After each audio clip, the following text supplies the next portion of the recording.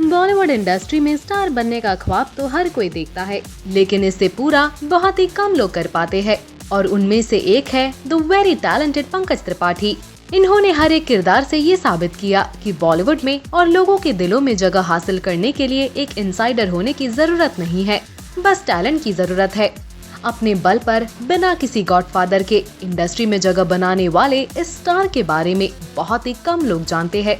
तो चलिए आज हम आपको इस एक्टर के बारे में बताते हैं कुछ interesting and unknown facts.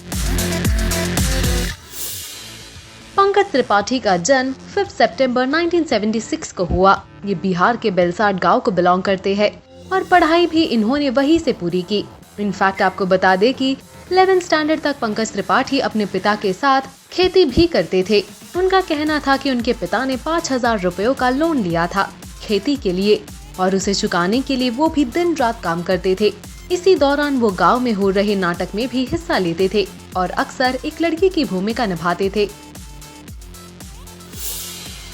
Pankaj Tripathi के गांव के पास ही एक और गांव था और यहाँ से एक लड़का मुंबई गया और एक स्टार बन गया और ये कोई और नहीं बल्कि मनोज बाजपेयी थे।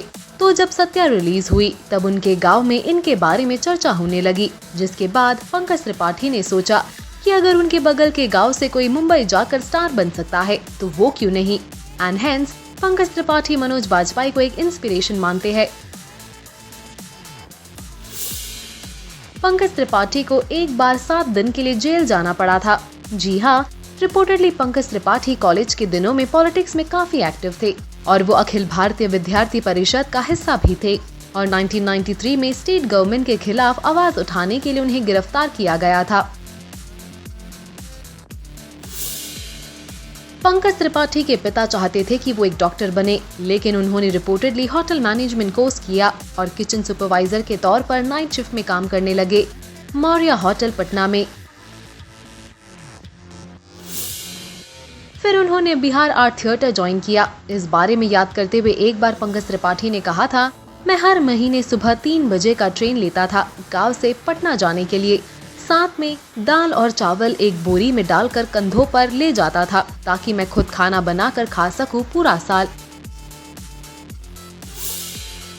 बता दें कि पंकज त्रिपाठी को नेशनल स्कूल ऑफ ड्रामा से 2 बार रिजेक्शन का सामना भी करना पड़ा और तीसरी बार जाके उन्हें एंट्री मिली और फिर साल 2004 में वो वहां से ग्रेजुएट हुए।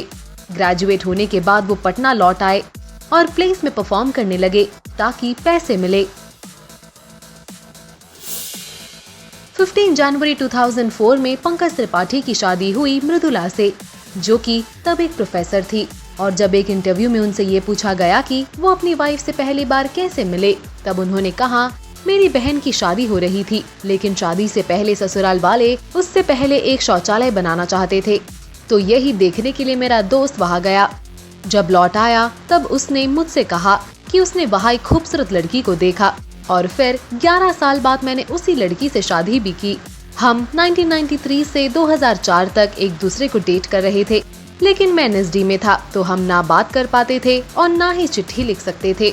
उसके घर पे एक लैंडलाइन हुआ करता था और हम चुपके से कभी बात कर लेते थे। पंकज का एक दोस्त था एनएसडी से भानु। उनके लगातार बुलाने के बाद पंकज त्रिपाठी मुंबई आए। जब वो आए उनके पास 46,000 रुपीस थे और उनकी बीवी ने यहाँ टीचिंग करना शुरू कर दिया। रन और ओमकारा जैसी फिल्म्स में छोटे रोल्स के साथ इंडस्ट्री में डेब्यू किया पंकज त्रिपाठी ने और अब तक 40 से ज्यादा फिल्म्स और 60 से ज्यादा टेलीविजन शोज कर चुके हैं पंकज त्रिपाठी।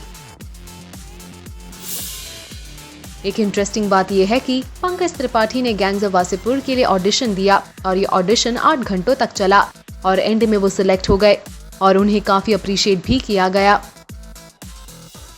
तो ये थे कुछ interesting facts about the super talented actor. आपका क्या कहना है इनके बारे में? आपकी राय हमें कमेंट सेक्शन में जरूर बताएं।